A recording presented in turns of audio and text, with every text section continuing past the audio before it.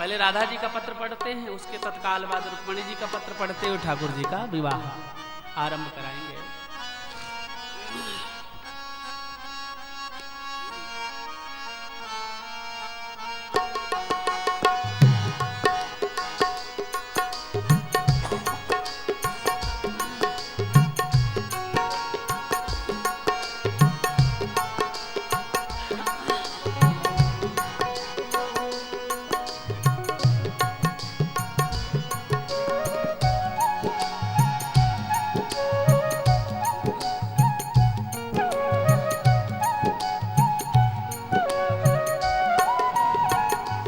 चिट्ठिया ले जा रे उधो जाके कहियो कन्हैया से बिरहा सहा नहीं जा। चिट्ठिया ले जा रे उधो जाके कहियो कन्हैया से बिरहा सहा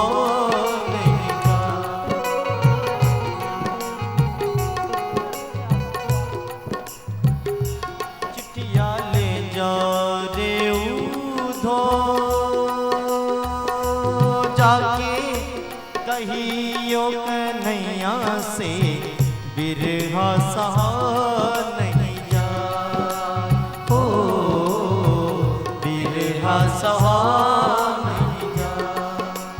हो बिरहा सहा नहीं जा।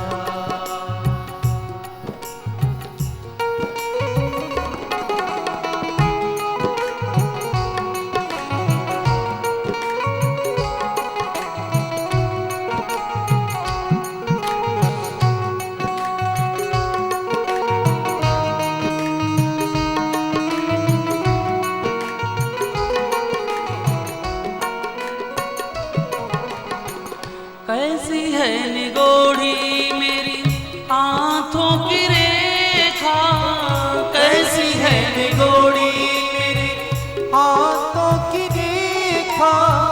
रूठे जो कन्हैया तो फिर मुड़े के न देखा।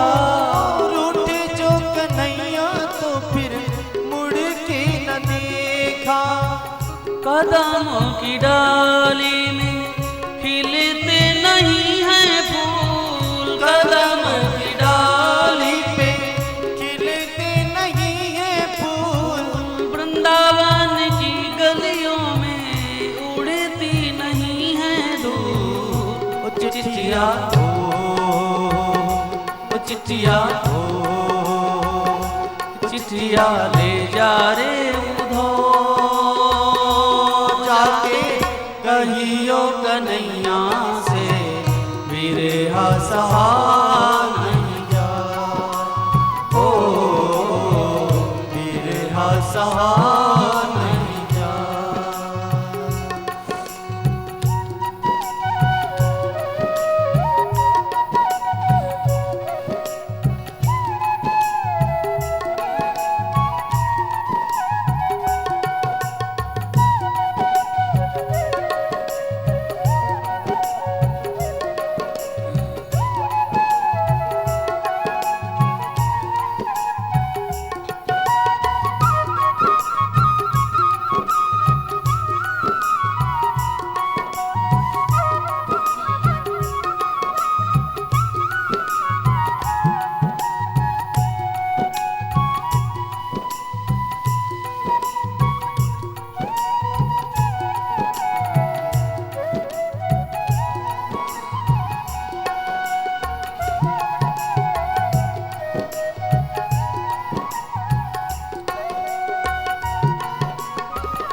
उधो जाके कहना हमें कुछ ना कहेंगे।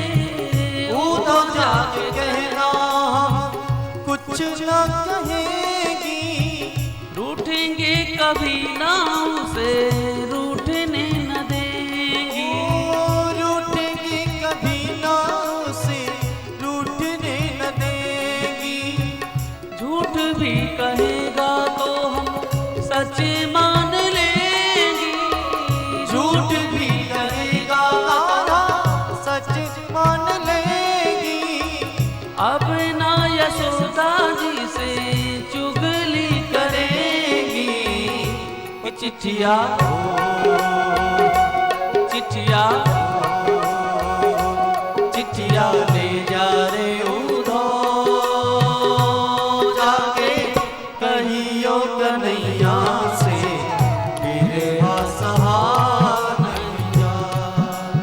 ओ बिरहा सहा नहीं जा। चिट्ठिया ले जा रे उधो जाके कहियो कन्हैया से बिरहा सहा नहीं जा। ओ बिरहा सहा नहीं जा।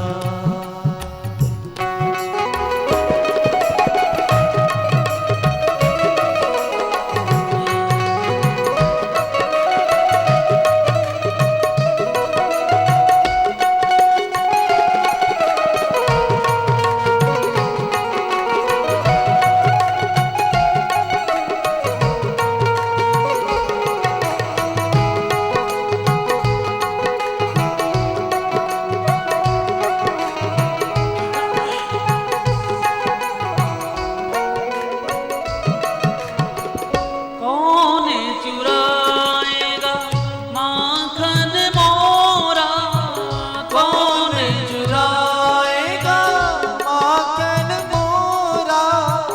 तेरे बिन लागे कान्हा जीवन कोरा। तेरे बिन लागे कान्हा जीवन कोरा। फोड़ेगा कौन मोरी जल की मटकी, फोड़ेगा कौन मेरे जल की मटकी। निक से न जान मोरी जाने कैसे अटकी। ओ चिट्ठिया ओ चिट्ठिया चिट्ठिया ले जा रे उधो जाके कहियो कन्हैया से बिरहा सहा नहीं जा। ओ बिरहा सहा नहीं जा। ओ बिरहा सहा नहीं, बिरहा सहा नहीं, बिरहा सहा नहीं जा।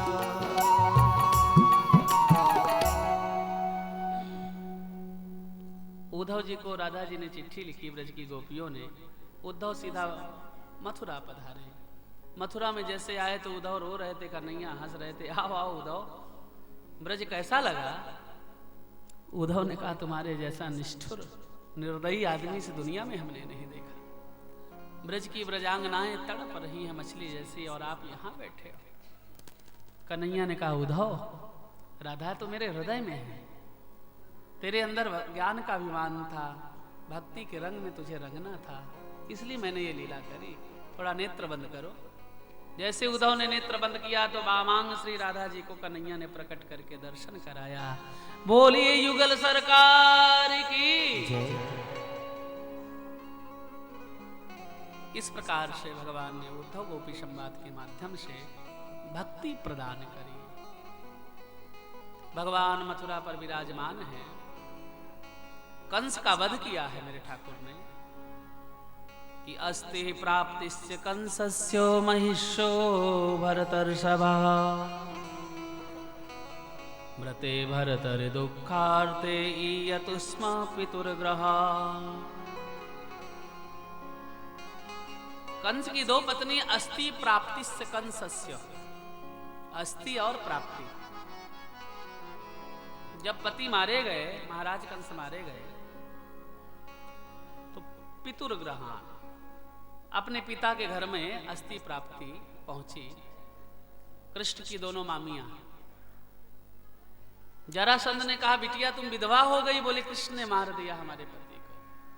जरासंध ने संकल्प लिया कि जब तक मैं बदला नहीं लेंगे तब तक शांति से बैठने वाला नहीं। 23 अक्षोणी सेना का निर्माण हुआ। महाभारत के युद्ध में तो केवल 18 अक्षोणी ही सेना थी। मथुरा में युद्ध किया। भगवान ने सैनिकों का वध किया, केवल जरासंध को छोड़ देते हैं मेरे प्रभु। सैनिकों का संहार किया, जरासंध को छोड़ दिया। बदले की भावना को लेते हुए फिर सैनिकों को इकट्ठा किया, फिर युद्ध किया। इस तरीके से 17 बार जरासंध ने मथुरा पर आक्रमण किया और भगवान जरासंध को छोड़ देते, सैनिकों को मार देते। बलराम भैया ने कहा कि भैया शत्रु को छोड़ना ठीक नहीं है। कन्हैया ने कहा भैया बलराम, इतने दुष्ट हैं, इतने राक्षस हैं इस धराधाम पर, कहां पर खोज खोज के मारेंगे। ये सबको इकट्ठा कर लेता है, यहीं पर युद्ध हो जाता है, काम सब बन जाता है। 18वीं बार जरासंध ब्राह्मणों को अनुष्ठान में बिठा करके आया और ब्राह्मणों से बोला, देखो पंडित जी, माला बढ़िया से जपना, यदि मैं हार गया तो सबकी गर्दन काट दूंगा, और जीत गया तो सबकी गर्दन में कंठहार पहना दूंगा। ब्राह्मण बोले, हे भगवान, या तो स्वयं भग जाना या इसको ही मार देना। ब्राह्मण अब जप नहीं कर रहे हैं, बोले प्रभु या तो इसका उद्धार कर देना, नहीं तो हम सबकी हजामत बन जाएगी। आज योग माया को आदेश दिया मेरे कन्हैया ने, विश्वकर्मा को बुलाया। अरे विश्वकर्मा, जा गुजरात में बीच समुद्र के बीच में स्वर्ण की नगरी का निर्माण कर, मेरी आज्ञा है। विश्वकर्मा ने स्वर्ण की नगरी का निर्माण किया। योग माया से कहा कि अरे योग माया, वैष्णवेन बेतनोन माया, वैष्णवी माया योग माया से कहा, योग माया सोते हुए मथुरा वासियों को जाओ द्वारिका में सुला दो। योग माया ने सोते हुए मथुरा वासियों को सीधा द्वारिका पहुंचाया। केवल मथुरा में 2 ही हैं, कृष्ण और बलराम। कन्हैया ने बलराम भैया से कहा, भैया इस बार युद्ध छोड़ के हमें भागना पड़ेगा।